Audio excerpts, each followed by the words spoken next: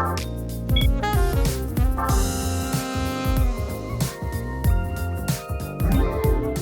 there, it's Derek here from Pacific Coast Auto in Japan. We're looking here at a 1997 Nissan Stagea, the boxy station wagon that has the underpinnings of a Skyline. This one here with just 26,000 original kilometers.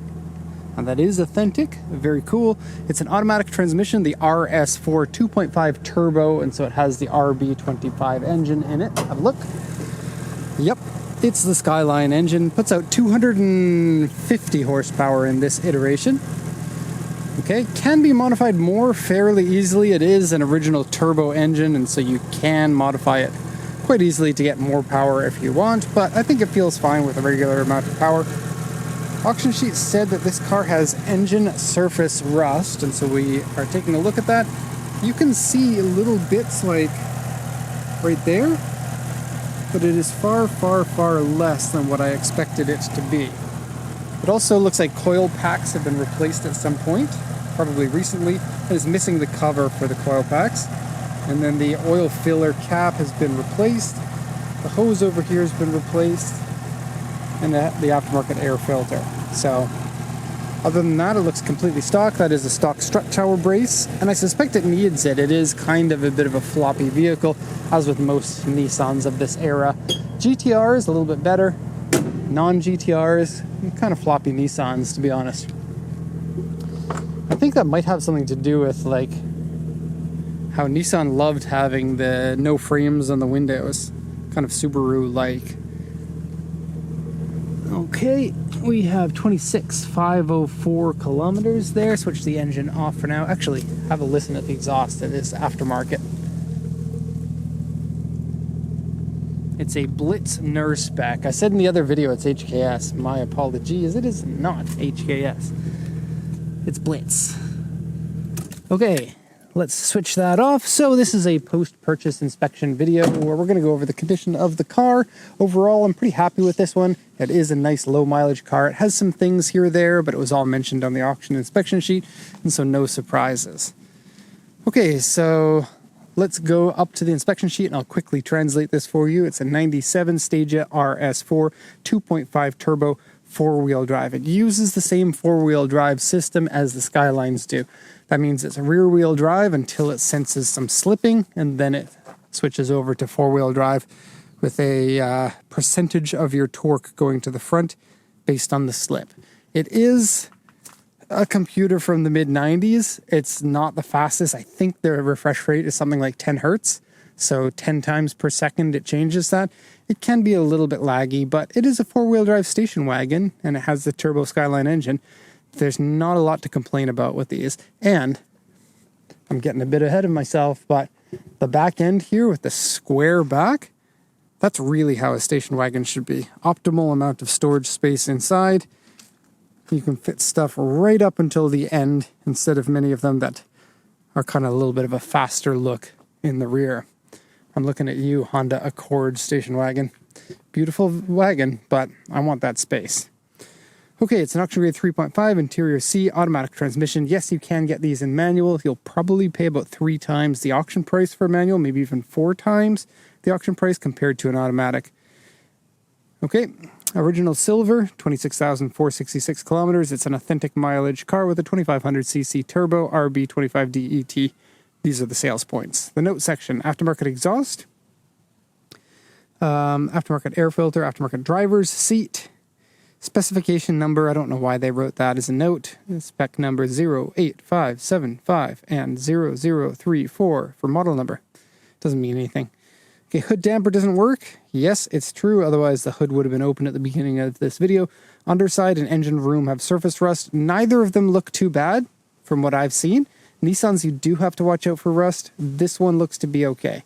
Mind you, it does have a weird C2 problem here, but it's actually not that weird for Stages. For whatever reason, the Stages, I was going to say the early model ones, but I don't know if they all do this. I've seen it on a number of them.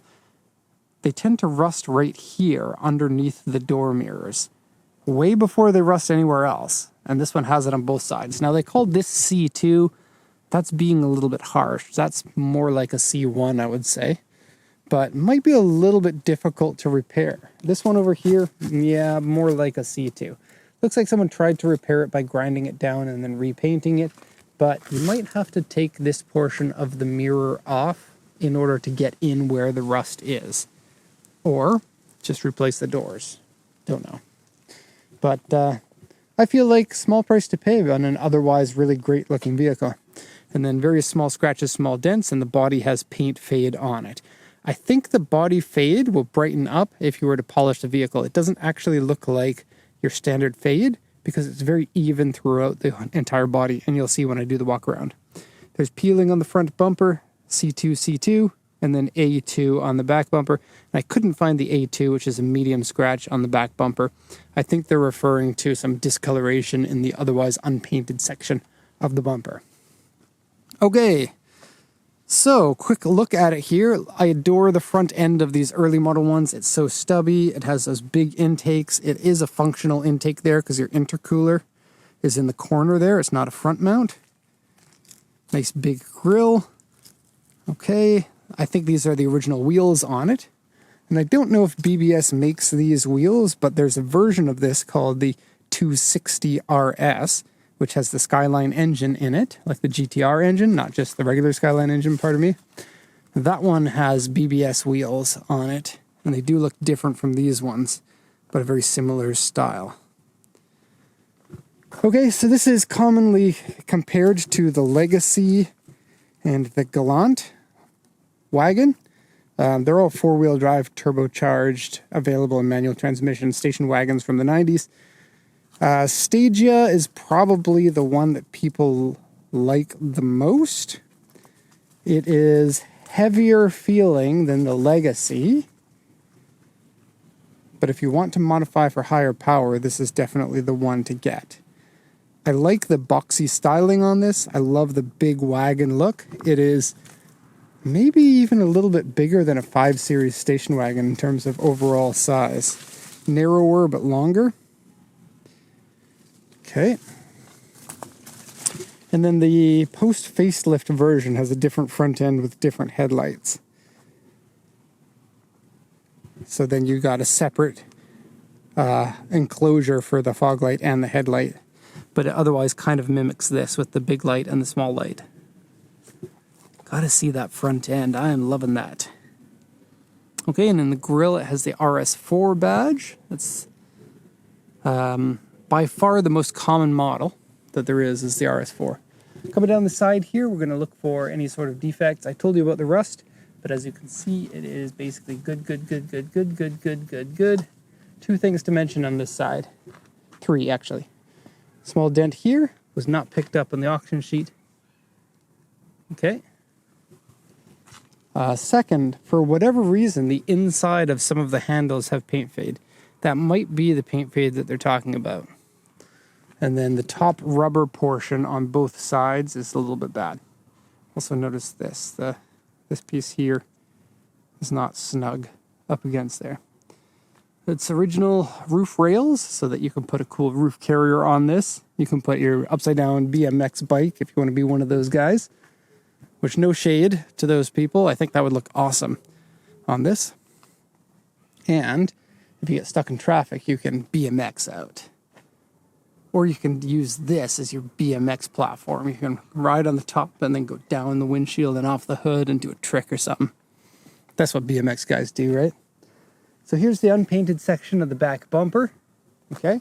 As you can see, it kind of looks like scratches, but I think that these scratches don't, you can't feel any of them. So I think it might just be part of the discoloration of it. And you might be able to get rid of those by using some sort of a product that brightens up plastic like that. There are a lot of them on the market. RS4 badging here. You get UV cut glass. Can you read that? There you go. SFHC. I'm not sure. Someone in the comments knows what that means. And then Stagea. Okay, not as skyline-y from the back. Although I think it would look really cool if it had round taillights. You know, they actually made a Skyline station wagon for 2 generations back in the 80s. And I adore both of them. They are fantastic. Okay, going down this side, we got a little bit more damage to the top rubber. It looks like it shouldn't be too difficult to fix. You can peel all of this stuff off, just like this, and then repaint it. Okay, and not much else to say. This side is doing excellent. Got the same thing with some fade inside the handles of all things, though. And going on here as well. Let's go into the trunk, because if you're buying a station wagon, you care about the trunk size. And, okay, so large trunk in here. It is bigger than a Legacy. You also have more upright sides, so it doesn't curve in as much as a Legacy does, giving you a lot more of a full box shape. And I think it's probably longer by about 20 centimeters or so, and it has this option that the Legacy doesn't have. Pull this, boom, your seat is down. Now, who wants to sleep in their station wagon? Some people do. Let's see how long it is by crawling in here. Okay, so you can use this section here basically as your pillow. This is definitely more room than a Legacy. When I do this with the Legacy, my feet touch the back door. And here they don't. We have that much extra room. So yeah, it looks like you get about 20 centimeters extra space on the interior here. Unfortunately, there is no switch to put the seat back up. You have to do that with your own power, using your own hands. Yeah, plenty of room in here. You also get a place to put something, which nobody in the history of the Stagea has ever put anything there. I don't understand why you would do that. And looks like a tonneau cover would usually go in here, but this one doesn't have one. And then it has little hooks here, so you can stick actually the same thing we have in our BB, a little rack between the two of them. That no doubt would have been a dealer option. Now, strangely, this one doesn't have a spare tire. Let's just check to see if that was mentioned on the auction sheet. It really should have been. No mention. Yeah, spare tire is missing, but it is a space saver spare. So it's a little bit smaller than regular. And look at this. I've never seen that Stagea tarp piece. It looks like it is a dealer option, but who would ever pay for that? Weird. Okay, and using my head to prop that up, I'll show you the lack of spare tire. No rust in here though, and that's a good sign. Okay. And you get tie-down straps here. 1, 2. And then a hole there for some reason. Not sure why. Okay, let's go see the middle of the car, which gives you, I think, plenty of space for a regular-sized person. As is usually the case, I have the driver's seat in the full back position. Let me just adjust this bit. And it is an aftermarket seat there, so it's going to give you a little bit of a different leg room than standard, but this passenger seat could be used for reference instead. Okay. Must say a little bit tighter feeling in here than the Legacy is. I feel like I get a little bit more space there. It's not bad. You can have a look at me. This is how much headroom that we have. Okay, and here's a look at the front. Now inside, this one doesn't smell bad. I think it's been smoked in. If you look at the headliner, it has a look of cigarettes, even if just a faint one. Okay, and a cool, very 90s pattern in the seats. I think it's not a penalty box to be in. And you can tell people, hey, I just bought a Skyline. And they're like, hey, this is a station wagon. You can be like, nah, it's a Skyline station wagon. But not really, but kind of, sort of. Okay, into the driver's section. We'll have a look at that. Okay, all of this is in good condition. We don't have any deterioration of this. No large amounts of scratches on the panel here. It isn't real wood, it's fake wood. Steering wheel is in good shape. Now, I'm not sure how you do this, but this seat is in terrible condition. It's been taped back up. Was that not mentioned on the auction inspection sheet? That's kind of like a big miss. Now, I don't like this seat very much. It's an OEM seat that Recaro used in many original cars, from the Supra to the Celica to the Isuzu, like, big horn, and several other cars. I can't think of them offhand, but yeah, a lot of cars use these seats. I think like Integra Type R uses them. Yeah, not a big fan of them. They tend to not stick around very well in these bolster areas. I feel like the Integra Type R one might have a little bit of a thicker fabric, because the one that looks like this, the confetti seat, tends to rip there quite a bit. I've seen it a lot. It starts to look like that, and then it'll start to look like this. It's like, Recaro, you're known for being like one of the leaders in seats. How about you make some seats that are actually durable? It's so embarrassing. Like, these seats are less durable than OEM seats, even the OEM ones that are made by Recaro. Okay, steering wheel's great, and a nice, like, Nissan made some really good steering wheels. It's a shame they didn't hold together, though. A lot of them tend to get peeling really bad. I would highly recommend getting a cover if you've got a Nissan from the 90s. Cover for the windshield. Okay, this is pretty standard fare. This was, I think this CD MD changer is OEM. MD, cool.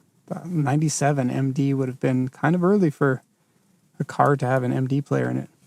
You get cup holders that are fun. Watch this. Boom! You got cup holders. It's like kind of floppy, but you can close it if you're the driver or the passenger.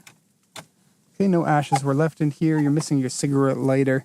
Shifting is nice and smooth. Mechanically, there aren't any issues. And then there are a few things on the dashboard, like this, and a really old suction cup that has fused itself onto the windshield. And this, and this, and these. Okay, the floor mats, generally pretty clean. The driver's side one is a little bit dirtier. And the inside has kind of, oh, a cigarette burn. Just noticed that. It doesn't smell of cigarettes, but it has the smell of a car that nobody's driven. And stuff. We get a fuse, a light bulb, screws, panel attachment pieces, a bit of double-sided tape, it looks like. And, yeah, various other goodies. Interesting. Okay, we are pretty much done here.